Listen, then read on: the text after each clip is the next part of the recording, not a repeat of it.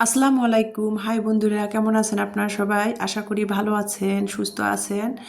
আর সব সময় তো আমি আপনাদের জন্য দোয়া করি আপনারা সবাই পরিবারকে নিয়ে ভালো থাকুন, সুস্থ থাকুন। সকালবেলা অফ ক্যামেরাতে 6:30টার দিকে ঘুম থেকে উঠেছি। গতকালকে তো ইলমার বাবা 4:30টায় চলে গেছে, তো আজকে 6:30টায় উঠেছি। আজকে রোজ বৃহস্পতিবার, 30শে মাঘ। তো যাই হোক, মাঘ মাস শেষ, শীতকাল শেষ হয়ে গেল আজকে দেখতে দেখতে। তুলনামূলক সে তুলনায় এবার কিন্তু শীতটা খুব কমই পড়েছে। আর আপনাদের কার কার এলাকাতে কেমন শীত এবার গেল কমেন্টে জানাবেন। আমাদের উত্তরবঙ্গে কিন্তু গরমের সময় গরম, শীতের সময় শীত পড়ে, তো এবার তুলনামূলক সেরকম শীত পড়ে নাই। তো শীতকাল শেষ হয়ে গেল আর কি। আগামী থেকে বসন্ত ঋতু শুরু হয়ে যাবে। আজকে শীত ঋতু শেষ। তো যাই হোক, অনেক বক বক করতেছিলাম অফ ক্যামেরাতে। ইলমাকে সকালে ডিম আমলেট করে খাওয়াই, কিন্তু আমি ইলমাকে কোচিং সেন্টারে নিয়ে গেছি ফকিরপাড়ায় পৌঁছাই দিয়ে। তারপরে আমি পায়ে হেঁটে রেলবাজারে এসে 5 কেজি আটা নিয়েছি। 38 টাকা করে নিয়েছি কেজি প্রতি। 5 কেজি আটা নিয়েছি। এখানে আমি 250 গ্রাম বেগুন নিয়েছি। এই বেগুনটা খেতে কিন্তু অসম্ভব মজা লাগে। এই সাদা লম্বা বেগুনটা খুবই ভালো, আর এই বেগুনের চামড়াগুলো অনেক পাতলা। তো বেগুনটা নিয়েছি, কী করব সেটাও আপনাদের সাথে শেয়ার করব। যদিও আমি বেগুনটা খুব কম ইদানিং খাচ্ছি, অ্যালার্জির সমস্যা দেখা দেয়। ইমানিরও একটু একটু অ্যালার্জি দেখা দিচ্ছে, এই জন্য বেগুন খাই না। তো তারপরেও আর কি লোভ সামলাতে পারলাম না, বেগুনটা দেখে আর কি নিয়ে আসলাম 250 গ্রাম। 10 টাকা নিয়েছে 250 গ্রাম বেগুন। গাজর নিয়েছি এখানে 2 কেজি, 60 টাকা কেজি গাজর। 2 কেজি 30 টাকা কেজি। 2 কেজি গাজর নিয়েছে 60 টাকা আর কি। সামনে যেহেতু সবে বরাত, গাজর তো লাগবেই। মেয়েরা আছে হালুয়া বানানোর জন্য, মেয়েদের জন্য হালুয়া বানাবো, সেই জন্য 2 কেজি গাজর নিয়ে এসেছি। তারপরে 5-6টা মিনি কফি প্যাকেটগুলো নিয়ে এসেছি। ইলমা দুধে, সন্ধ্যাবেলা দুধ দিলে কি হয়, ইলমা হরলিক্স মিশাই দিলে দুধের সাথে ইলমা খেতেই চায় না, দুধও খায় না, হরলিক্সও খায় না। সেই জন্য ভাবলাম যে কফি সন্ধ্যাবেলা একটু চায়ের মতো করে দুধের সাথে কফি দিয়ে দিব, কফির ফ্লেভারে ফ্লেভারে দুধটা ইলমা খাবে, সেই জন্য আর কি মিনি প্যাকেট কফিটা নিয়ে এসেছি। আর মানে 100 গ্রামের কফির কৌটাগুলো কিনলে হয় কি, দলা ধরে যায়, খেতে মানে খাওয়ার আগেই দলা ধরে যায়, এই জন্য আর কেনা হয় না। সেজন্য মিনি প্যাকেট কফিগুলো 6 পিস নিয়ে এসেছি, 5 টাকা করে প্যাকেট নিয়ে এসে। আর এগুলো হলো মরিয়ম খেজুর, ইলমার বাবা নিয়ে আসছিলো, সেগুলো আপনাদের সাথে শেয়ার করি নাই, মানে কাজের ব্যস্তয় র্যাকের কোনায় ইমানি নিয়ে যায় রেখে দিয়েছিল। তো সেটা ইমানি বের করে দিল, বললো যে আম্মু খেজুরগুলো ঢেলে পলিথিন ব্যাগ থেকে ঢেলে বক্সে রেখে দাও, আব্বু গতকালকে খেজুর এনে দিয়ে গিয়েছে বলল। তো সেটাও আপনাদের সাথে শেয়ার করে দিয়েছি টুকিটাকি বাজারের সাথে। এটা হলো মরিয়ম খেজুর, 1100 টাকা কেজি নিয়েছে খেজুরটা। 1 কেজি খেজুর ইলমার বাবা আমাদের কিনে দিয়েছে। সকালবেলা ইমানি একটা আধটা করে খায় আর কি। ইমানি ইলমা 2 বোনে সকালবেলা খেতেই চায় না, মানে 9টা 10টা না বাজা পর্যন্ত সকালে নাস্তা খেতেই চায় না। সকালে যদি 1-2টা খেজুর খায়, পানি খায়, অনেকটা খেজুরে এনার্জি আসে, এনার্জিটা পাবে, শক্তি পাবে। এই জন্য ওর বাবা মরিয়ম খেজুরটা নিয়ে আসছে 1100 টাকা কেজি, 1 কেজি। তো যাই হোক, সেটাও আপনাদের সাথে শেয়ার করে দিলাম। আর 2 দিন আগে তো দেখেছেন মরিচ নিয়ে আসছিলাম ইলমার বাবার সাথে বাজারে, যে সেটা পরিষ্কার করে মরিচের ডাটাগুলা ফালায়, বোটাগুলা ফালায় নেওয়াই হয়েছিল না, ঝুড়িতে পড়েছিল। সেগুলা বোটাগুলা ফালায় মরিচগুলো ধুয়ে নিলাম। 1 কেজি মরিচ 35 টাকা কেজি নিয়েছে। তো মরিচগুলো বোটাগুলো এড়ায় ধুয়ে নিলাম। কি করব সেটাও আপনাদের সাথে শেয়ার করব অবশ্য। মরিচগুলো ভেজে সংরক্ষণ করে, ভেজে ব্লেন্ডার করে সংরক্ষণ করে রেখে দিব, সামনে যেহেতু রোজা। আর এখন মরিচ কাঁচা কাঁচা পাকা শুরু হয়ে গেছে, পাকা মরিচগুলো রেখে দিলাম, শুকায় রেখে দিব, ভর্তা ছানা খাওয়া যাবে। তো যাই হোক, এখন বাজে প্রায় 1:30, 1:29 বাজে, মানে প্রায় 1:30 বেজে গেছে। ইমানি পরীক্ষা দিতে গিয়েছিল, ওর আজকে পরীক্ষা ছিল। আজকে প্র্যাকটিক্যাল পরীক্ষা ছিল ম্যাথের আর কি। তো ইমানি পরীক্ষা দিতে আজকে প্র্যাকটিক্যাল পরীক্ষা দিতে গিয়েছিল। আজকে ওদের প্র্যাকটিক্যাল হলো, আর 17 তারিখে আর একটা পরীক্ষা আছে। 4 সাবজেক্টের পরীক্ষাটা হয়েছিল না, তো 4 সাবজেক্টের অঙ্ক পরীক্ষা আছে, সেটা দিলে শেষ হয়ে যাবে। প্রায় 1.5 মাস ধরে ইমানির পরীক্ষা চলতেছে, সেকেন্ড ইয়ারের পরীক্ষা। তো যাই হোক, ইমানি ওর বাবা উদ্ভাসে ওর এইচএসসির প্রস্তুতি ব্যাচ করানোর জন্য কথা বলে ইমানিকে কিছু মানে প্রস্তুতি ব্যাচের আর কি টাকা দিয়ে গিয়েছিল। সব কথা ঠিক করে ইমানিকে বলছিল তুমি যে টাকা দিয়ে ভর্তি হয়ে এসো। তো ভর্তির ফর্ম নিয়ে আসছিলো ইমানি, সেটাই ভর্তি হয়ে চলে আসলো। টাকা দিয়ে ভর্তি হয়ে চলে আসলো। তো ওনারা আজকে এখনও সব বই দেয় নাই, 8টা বই দিয়েছে, খেয়াল করলে দেখতেই পাবেন। এইচএসসির প্রস্তুতি ব্যাচের ভর্তি হয়ে 8টা বই দিয়েছে। এই যে এখানে 4টা কলম দিয়েছে, আর 8টা বই দিয়েছে, আর একটা টি শার্ট দিয়েছে। তো সেটা নিয়ে ইমানি কলেজে পরীক্ষা দিয়ে উদ্ভাস প্রস্তুতি ব্যাচের কোচিং সেন্টার হয়ে তারপরে বাসায় চলে আসলো 1:30 বাজে। তো বলতেছিল আগামীকাল শবে বারাত, যেহেতু ও বলতেছিল আম্মু দেও আমার যেহেতু পরীক্ষা আর নাই, 4 সাবজেক্টের পরীক্ষা, সমস্যা নাই, আমার তো খালি একটু রিভাইজ দিলে হবে, তোমার ঘরগুলা মুছে দেই। যদিও আমার বাসায় কাজের কোনো হেল্পিং হ্যান্ড নেই, আমরা 2 মা মেয়ে আর কি। যখন বেশি কাজের চাপ পড়ে আমার বড় মেয়ে আমাকে অনেক হেল্প করে। তো বলতেছিল আগামীকাল শবে বারাত, ঘরগুলা পরিষ্কার করে দেই, পবিত্র পরিষ্কার পরিচ্ছন্নতা বলতে তো একটা কিছু আছে, নামাজ কালাম যেহেতু রাত জেগে পড়ব। তো সেই জন্য ইমানি আর কি এসেই 1:30 বাজে কলেজের ইউনিফর্ম খুলেই চেঞ্জ করে ইমানি ঘর মুছতেছিল, আর আমি রান্নাঘরে চলে আসলাম। ওর উদ্ভাসে যে ভর্তি হলো এইচএসসির প্রস্তুতি ব্যাচ, সেটা আপনাদের সাথে বইগুলা শেয়ার করে দিলাম। দিয়ে রান্নাঘরে চলে এসে দেখতেই পাচ্ছেন আমি এখানে লাউয়ের খোসা আর কি 3 দিন আগে ইলমার বাবাকে বোয়াল মাছ দিয়ে লাউ রান্না করে দিয়েছিলাম। তো কচি লাউয়ের খোসা, তো লাউয়ের খোসাগুলো আমি ছোটো ছোটো করে টুকরো করে কেটে ফ্রিজে রেখে দিয়েছিলাম। সেটা ফ্রিজ থেকে বের করে কড়াইয়ের মধ্যে দিলাম, আর 1 কাপ পরিমাণ সিদ্ধর জন্য পানি দিয়েছি, একটু লবণ দিয়েছি, আর একটু কালারের জন্য 1 চিমটির মতো হলুদ দিয়ে সিদ্ধ করতে দিলাম ঢাকনা দিয়ে। আর গ্যাসের জালটা, চুলার জালটা লো হিটে দিয়ে আমি চলে আসলাম কাপড় ধুতে ওয়াশরুমে। সকালে কাপড় ভিজায় রেখে দিয়েছিলাম, সেই কাপড়গুলা ধুয়ে ছাদে আসছি। দেখতেই পাচ্ছেন এত পরিমাণ বাতাস, মাঘ মাস শেষ, ফাল্গুন মাস পড়বে, আর এত বাতাস বইতেছে। ফাল্গুন মাস আসলে প্রচুর বাতাস বয়, শিরশিরে বাতাস বয়, মানে রোদ উঠে কিন্তু বাতাস বয় শিরশিরে, আর ঠান্ডা লাগে বাতাসটাই। তো বাতাস বইতেছে ছাদে, আমি কাপড় নেড়ে দিতে চলে গেছি। তো কাপড়গুলো শুকাতে ছাদে গিয়েছি, আর এত বাতাস, একটা করে কাপড়ে 2-3টা করে কাপড় শুকানোর ক্লিপ লাগাই দিচ্ছি, তারপরও বাতাসে কাপড় থাকতেছে না। তো যাই হোক, ছাদে কাপড়গুলো নেড়ে দিয়ে ওই যে চুলার মধ্যে লাউয়ের খোসাটা সিদ্ধ দিয়ে চুলার জালটা লো হিটে দিয়ে গিয়েছিলাম, এসে দেখি পানিটা শুকে গেছে।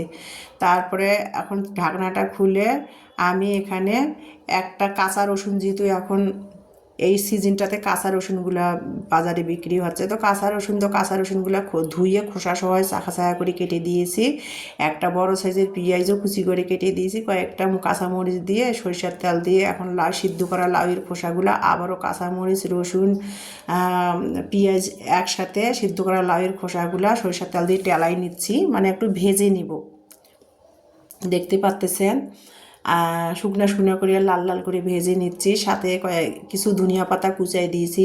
শীতের মৌসুম, ধনিয়া পাতা ছাড়া তো কোনো ভর্তা ছানা বলেন কোনো তরকারিও মজা লাগে না। ধনিয়া পাতা যে কোনো তরকারিতে খাবারে দিলে তো স্বাদটা বেড়ে যায়। তো ধনিয়া পাতাটা কুচাই দিলাম, দিয়ে আবারও ভালো করে লাউয়ের খোসাটা আমি ভাজি করে নিচ্ছি আর কি, একটু লাল লাল করে ভেজে তারপরে ভর্তা বানাবো। তো ভর্তা বানাবো কীভাবে সেটাও আপনাদের সাথে শেয়ার করব। ভিডিওটা প্লিজ ধৈর্য সহকারে দেখবেন, না টেনে ভিডিওটা ধৈর্য সহকারে দেখবেন। অনেক কষ্ট করে এক হাত দিয়ে ক্যামেরা ধরে কিন্তু আপনাদের সাথে আমি মোবাইলে ভিডিও করে শেয়ার করি। তো ভিডিওটা না টেনে ধৈর্য সহকারে দেখবেন, আমার পাশে থাকবেন, সাপোর্ট করবেন। আর আমার যে আজকের ভিডিওটা দেখার জন্য আপনাদের অসংখ্য অসংখ্য ধন্যবাদ। তো যাই হোক, যেটা বলতেছিলাম, দেখেন কিভাবে আমি লাউয়ের খোসাটা আর কি ভেজে নিলাম সরিষার তেল দিয়ে। ভেজে ওই যে যেটাতে মাটির পাটনাতে আমি সবসময় ভর্তা করি, মাটির পাটনাটাতে আমি ঢেলে নিলাম। এখন আমি ওই ফ্রাই প্যানে আর কি ওই যে বেগুন নিয়ে আসলাম সকালে বাজার থেকে। এই বেগুনটা কিন্তু ভর্তা বলেন, যে তরকারি বলেন, ভাজি বলেন, এই সাদা বেগুনটা কিন্তু খেতে অসম্ভব মজা লাগে। তো আজকে ভাবলাম যে এই বেগুনটা আমি খোসা, যেহেতু বেগুনটার চামড়াটা অনেক পাতলা, বেগুনটা আমি ভেজে ভর্তা করব।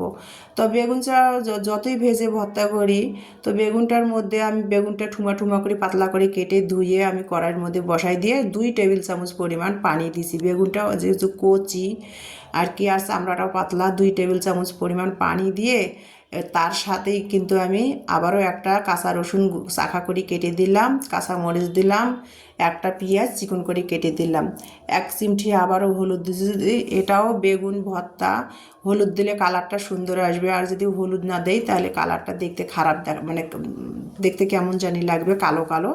সেই জন্য আর কি একটু হলুদ দিলাম, সবুজ কালারটা আসার জন্য। তো 1 চিমটি হলুদ দিলাম, রসুন কুচাই দিয়েছি, পেঁয়াজ কুচাই দিয়েছি, কাঁচামরিচ দিয়ে এই যে 2 টেবিল চামচ পানি দিয়ে বেগুনটা সিদ্ধ করে নিলাম। সেটা তো দেখতেই পাচ্তেছেন। সিদ্ধ বলতে একটু হালকা করে আর কি সিদ্ধ করে নিয়েছি। এখন আমি বাকি সিদ্ধ বা ভাজিটা তেলের মধ্যে করব। যেহেতু বেগুন এটা আমি ভাজি করে ভর্তা করব। তো দেখেন এখানে আমি কিন্তু এখন বেগুনটা এই যে পানিটা টেনে গেছে, এখন কিন্তু আমি সরিষার তেলটা দিব। বেগুনের পানিটা বেগুন থেকে টেনে শুকনো শুকনো হয়ে গেল, নেড়ে চেড়ে নিচ্ছি। এখন কিন্তু আমি সরিষার তেল দিয়ে বেগুনটা ভালো করে ভেজে নিব, দেখতেই পাচ্তেছেন। আর ভর্তাটা যখন করব তখন কিন্তু আমি আর ওই কাঁচা সরিষার তেলটা দিব না। আমি কিছু কিছু ভর্তায় কাঁচা সরিষার তেলটা ব্যবহার করি, আবার কিছু কিছু ভর্তায় মন চাইলে সরিষার তেলটা ভর্তার সময় আর কি সিদ্ধ করার সময় দিয়ে দেই, বিশেষ করে এই ধরনের ভর্তাগুলোতে। তো এই যে দেখতে পাচ্তেছেন, এখন কিন্তু আমি সরিষার তেল ভর্তাতে যে পরিমাণ সরিষার তেলটা দিতাম, সেই পরিমাণ সরিষার তেলটা দিয়ে ভর্তা মাখাই নিতাম, সেই পরিমাণ আর কি আমি বেগুনের মধ্যে দিয়ে, আদা সিদ্ধ করা বেগুনের মধ্যে দিয়ে এখন এই তেলটা, সরিষার তেলটা দিয়ে আমি বেগুনটা ভেজে নেব আর কি। পোড়া পোড়া করে একটু কড়া করে বেগুনটা আমি ভেজে নিব। তো দেখেন আমার বেগুন ভাজিটা কীরকম করে ভেজে নিলাম। আর উপরে এটাতেও আমি একটু ধনিয়া পাতা কুচি করে ছড়াই দিলাম, দিয়ে আবারও ভালো করে একটু নেড়ে চেড়ে 2-3 মিনিট নেড়ে চেড়ে এখন আমি চুলার জালটা বন্ধ করে দিব। ফ্রাই প্যানের মধ্যে তলা লেগে যাচ্ছে, দেখতে পাচ্তেছেন, পুড়ে আসতেছে, লেগে লেগে আসতেছে। এখন চুলার জালটা বন্ধ করে দিয়ে এখন আমি ভর্তা বাটা ঘষার মধ্যে চলে যাব। তো হয়ে গেল আমার বেগুন ভাজিটাও আর কি ভর্তার জন্য হয়ে গেল। তো এখন আমি বাটা ঘষাতে চলে যাব, সেটা আপনারা সেটা আপনারা ধৈর্য সহকারে দেখলেই বুঝতে পারবেন। তো যাই হোক, এখন আমি বাটাবাটি করব ভর্তার মধ্যে যেহেতু সব কিছুই দিয়ে আমি ভর্তাগুলা সরিষার তেল দিয়ে ভেজে নিয়েছি। এখন স্বাদ মতো লবণ দিয়ে শুধু ভর্তাগুলো আমি বেটে নিব মাটির পাটনাতে। আর এই মাটির পাটনা আমাদের উত্তরবঙ্গে তো মানে ঐতিহ্য, এক কথায় আর কি যেটা বলে, উত্তরবঙ্গে ঘরে ঘরে আর কি মাটির পাটনাতে সবাই মশলা পর্যন্ত বাটে, ভর্তা ছানা মশলা। উত্তরবঙ্গে গ্রামে কিন্তু এই মাটির পাটনাতেই, মানে পাটার কাজটা মাটির পাটনাতেই করে। তো যাই হোক, আমি ভর্তাটা করব মাটির পাটনাতে। তো এই যে লাউয়ের খোসার যে ভর্তাটা বানাচ্ছি, সেটার মধ্যে কিন্তু আমি 2টা কাঁচা রসুনের কোয়া দিলাম। মানে কাঁচা রসুন কিন্তু আমি ভাজার সময়ও দিয়েছিলাম, আর ভর্তাটা বানার সময়ও কিন্তু আমি 2টা কাঁচা রসুনের কোয়া এজন্যই দিলাম, মানে ফ্লেভারটা ভালো আসবে লাউয়ের খোসার ভর্তার। সেই জন্য 2টা কাঁচা রসুনের কোয়া দিয়ে স্বাদ মতো লবণ দিয়ে মাটির পাটনাতে ভর্তাটা বানিয়ে নিলাম। দেখুন, ধনিয়া পাতা দিয়েছি, তো হলুদ দেওয়ার পরেও কিন্তু কালারটা ভালো আসে নাই, ওই ধনিয়া পাতা দেওয়ার কারণে সবুজ সবুজ ভর্তাগুলো হয়েছে। যাই হোক, লাউয়ের খোসাও সবুজ, ভর্তাটাও সবুজ হয়েছে, দেখতে কিন্তু এটা অন্যরকম একটা সৌন্দর্য লাগতেছে। এখন আমি লাউয়ের খোসার ভর্তাটা করে নিলাম স্বাদ মতো লবণ দিয়ে। আর ওই যে লাউয়ের খোসাটা ভাজি করার সময় আমি যেহেতু পেঁয়াজ, রসুন, মরিচ, সরিষার তেল দিয়েছিলাম, আর এখন কিছুই দিলাম না। এখন বেগুনটাও আমি ভেজে নিলাম, বেগুনটা ওই পাটনাতেই আমি মানে স্বাদ মতো লবণ দিয়ে আমি বেগুনের ভর্তাটাও করে নিলাম। আর দেখেন বেগুন ভর্তাটা কিন্তু এভাবে ভেজে করলে কিন্তু অসম্ভব মজা। সিদ্ধ করে বেগুন ভর্তা করার স্বাদ আলাদা, বেগুন পুড়ে ভর্তা বানার স্বাদ আলাদা, আর এভাবে বেগুন সরিষার তেল দিয়ে ভেজে ভর্তা বানার স্বাদ কিন্তু আলাদা। এই ভর্তাটা খুবই আঠালো হয় আর খেতেও কিন্তু অসম্ভব মজা হয়। তাতে যদি ধনিয়া পাতা আরও অ্যাড করা যায় তাতে তো আরও জমে যায়। তো যাই হোক, নিজের প্রশংসা নিজে আর কি করব, আমার কাছে ভালো লাগে। যদিও অ্যালার্জির সমস্যা, বেগুন খাওয়া যায় না, তারপরেও ওই যে বললাম লোভ সামলাতে পারি না। তো যাই হোক, বেগুন ভর্তাটা কত সুন্দর আঠালো হলো, ভিডিওটা কিন্তু লক্ষ্য করে দেখলেই বুঝতে পারবেন। এখন আমি চলে আসলাম ওই যে ভর্তা ছানার সাথে। ইমানি বলতেছিল যে টমেটো খাটা খাবে। আমাদের উত্তরবঙ্গে যখন টমেটোর সিজন আসে শীতকালে, যখন টমেটোর সিজন, আর এখন যেহেতু টমেটোর সিজন আর টমেটোর দামটাও কম, 30 টাকা কেজি টমেটো, সেজন্য বড় বড় টমেটো নিয়ে আসছি আর কি। 2.5 কেজি টমেটো নিয়ে আসছিলাম। তো টমেটোগুলো খাওয়াও হচ্ছে না, তো ভাবলাম একটু খাটা রান্না করি। আর টমেটোর খাটাটা কিন্তু ইমানি খুবই পছন্দ করে। তো বলতেছিল যে আম্মু আজকে মাছ মাংস রান্না করার দরকার নাই, টমেটো খাটা করো, ভর্তা ছানার সাথে টমেটো খাটাটা কিন্তু মজা লাগে। তো যাই হোক, মেয়ের কথা মেনে আর কি এই যে টমেটোর খাটা বানাচ্ছি। তো টমেটোর খাটাটা বানানোর জন্য টমেটোটা ধুয়ে নিলাম, সেটা তো দেখতেই পেয়েছেন আপনারা। তারপরে টমেটোটা কিন্তু পাতলা পাতলা করে আমি চাকা চাকা করে পাতলা করে কেটে 1 মগ পানি দিলাম, দিয়ে আর কি কাঁচামরিচ 2-3টা কাঁচামরিচ চিড়ে দিয়েছি, লবণ দিয়েছি, 1 চিমটি হলুদ দিয়েছি কালারের জন্য, আর রসুন বাটা দিয়ে তারপরে আমি টমেটোটা সিদ্ধ করে নিচ্ছি। আর থেকে থেকে কিছুক্ষণ পর পর এসে নেড়ে দিচ্ছিলাম টমেটোটা উল্টায় পাল্টায়। তো টমেটোটা সিদ্ধ হওয়া পর্যন্ত অপেক্ষা করব। তো টমেটোটা সিদ্ধ হয়ে গেছে, দেখতে পাচ্ছেন পানিগুলা শুকে টমেটোটা সিদ্ধ হয়ে গেছে। এখন আমি ডাল ঘুটনি দিয়ে টমেটোটা ঘুটাই নিব। টমেটোটা তো সিদ্ধ হয়ে গেছে, এখন ডাল ঘুটনি দিয়ে আমি টমেটোটা ঘুটাই নিচ্ছি। আর ডাল ঘুটনি দিয়ে টমেটোটা ঘুটালে খাটাটা গাঢ় হবে, খেতেও কিন্তু খুবই মজা লাগবে। টমেটোটা আমি ডাল ঘুটনি দিয়ে ঘুটাই নিচ্ছি, দেখতেই পাচ্ছেন আপনারা। আর টমেটোটা অনেক সুন্দর বড় বড় পাকা টমেটো, তো টমেটোটা অনেক সুন্দর সিদ্ধ হয়েছে আর অনেক গাঢ় হয়েছে। তো ইমানি এটা দেখে বলতেছিল আম্মু এবার টমেটোর দাম আর একটু কমলে তুমি এবার সস বানাই রেখে দিও, মানে টমেটো কেচাপ বানাই রেখে দিও। তো যাই হোক, টমেটোটা সিদ্ধ হয়ে গেছে, ডাল ঘুটনি ঘুটাই এখন আমি খাটার জন্য 2 মগ পানি দেবো। বেশি পানি দিব না, বেশি পাতলা করব না, 2 মগ পানি দিয়ে টমেটোর খাটাটা, যেমন ডাল রান্না করলে আমরা ডাল ঘুটাই পানি দিয়ে আবার ডাল বলক এনে তারপর তেলানি দেই না, সেম এরকম টমেটোর খাটাটাও আর কি সিদ্ধ হলো। ডাল ঘুটনি দিয়ে ঘুটাই দিলাম, তারপরে এখানে আমি 2 মগ পরিমাণ পানি দিলাম, 2.5 মগ আর কি পানি দিয়েছি, দিয়ে টমেটোর খাটার পানিটা আমি ভালো করে বলক এনে জাল করে নিলাম। নিয়ে এখন তেলানি পাশের চুলাতে ফ্রাই প্যান বসাই দিয়ে তেলানি দিচ্ছি। এখানে আমি যেহেতু রসুন বাটা দিয়ে দিয়েছি টমেটোর খাটার সিদ্ধর সময়, এখানে সেজন্য আমি পেঁয়াজ কুচি দিব আর 1 চিমটি আমি জিরা দিব, দিয়ে টমেটোর খাটাটা তেলানি করতেছি। দেখতে পাচ্ছেন লাল লাল করে বেরেস্তাটা ভাজা হলো, জিরা আর পেঁয়াজ। এখন আমি টমেটোর খাটার উপর ঢেলে দিয়ে বাগার দিয়ে দিলাম, দিয়ে এই যে আজকে দুপুরের খাবার বেগুন ভর্তা, লাউয়ের খোসার ভর্তা আর টমেটো খাটা। যদিও আজ বৃহস্পতিবার, শবে বারাতের চাঁদ উঠেছে, আগামীকাল শবে বারাত। বৃহস্পতিবার প্রতি বৃহস্পতিবারের মতো আমি আজকেও নফল রোজার নিয়াত ধরেছি, নফল রোজা রেখেছি। সেই জন্য তো আপনাদের সামনে খাবার ভিডিওটা শেয়ার করতে পারতেছি না, সকালেও নাস্তার ভিডিওটা শেয়ার করতে পারি নাই যেহেতু আমি রোজা আছি। তো আজকে দুপুরে আমার বেগুন ভর্তা, লাউয়ের খোসার ভর্তা আর টমেটো খাটা, এটা দিয়ে আমার 2 মেয়েরা খাবে। আর পারলে মেয়েদের রাতে ডিম ভেজে দিব। যদিও আমি রোজা আছি, সংসারের সমস্ত কাজ করে, কিন্তু রোজা নিয়ে রান্না বান্না অনেক ঝামেলাও হয়। আর আমার মেয়েরা খাওয়া নিয়ে অতটা ঝামেলা করে না, যা দিব তাই দিয়ে মাসাল্লা করে খেয়ে নেয়। তো যাই হোক, দুপুরের খাবারের আয়োজনগুলো আজকে কী কী হয়েছে সেটা তো আপনাদের সাথে শেয়ার করে দিলাম। এখন আমি 5টা বাজে, আধা ঘন্টা পর কিন্তু ইফতারের সময় হয়ে যাবে, যেহেতু আমি নফল রোজা রেখেছি। তো 5টা বাজে, এখন কিন্তু আমি বিকালে, আমি যেহেতু একাই রোজা আছি নফল রোজা, তো আমি বিকালে একটু ইফতার করবো। ইমানি বলছে আম্মু তোমাকে একটু বড়া পেঁয়াজি বানাই দেয়। আমি বলছি না, এত বড়া পেঁয়াজি ভাজার লাগবে না। তো তারপরেও বলতেছিল মানে ও আমার ইফতার উপলক্ষে ওরাও আর কি খেতে পারবে বিকালের নাস্তা। তো যাই হোক, এখানে আমি ইফতার যেহেতু করব তো রোজা মুখ করার জন্য পাকোড়া বানাচ্ছি, কি কি দিয়ে সেটাই আপনাদের সাথে শেয়ার করব।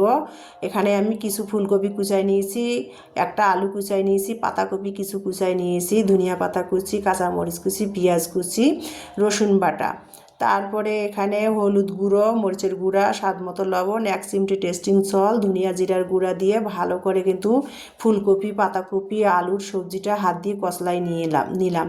নিয়ে তারপরে কিন্তু আমি চালের আটা পরিমাণ মতো দিয়ে আবারও ভালো করে মানে পাকোড়ার বেটারটা হাতের সাহায্যে মেখে নিলাম। ভিডিওটা লক্ষ্য করলে বুঝতে পারবেন।